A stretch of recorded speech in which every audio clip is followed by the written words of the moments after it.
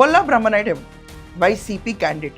వైసీపీలో MLA అవ్వకముందు so called ప్రజారాజ్యంలో నుంచుని ఓడిపోయిన వ్యక్తి.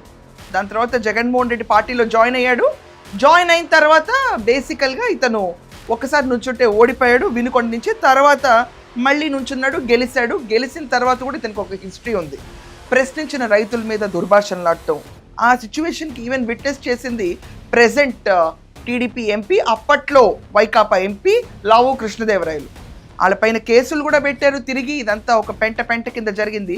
అసలు కథలోకి వస్తే జగన్మోహన్ రెడ్డి బొల్లా బ్రహ్మనాయుడిని పబ్లిక్గా దూరం పెట్టాలి. దూరం పెట్టడం మానేసి వాళ్ళ కొడుకు ఫోన్ చేసి మాట్లాడతారు. ఏం మాట్లాడాడో ఒకసారి వినండి. మనుషుల్ని కొంచెం గట్టితనం పెంచుతుంది. అవునమ్మా, అవునమ్మా, మీ సపోర్ట్ కావాలన్నా నాకు. అన్నీ ఉంటుంది. థ్యాంక్ యూ అన్న. లాయర్లు అంతా బాగానే ఉన్నారు. సుధాకర్ రెడ్డి అంతా బాగా టచ్ లో ఉన్నారు కదా? ఉన్నారన్న సుధాకర్ రెడ్డి గారు. నిన్న కూడా మాట్లాడాను అన్న, ఆయన బాగా హెల్ప్ఫుల్ గా ఉన్నారన్న.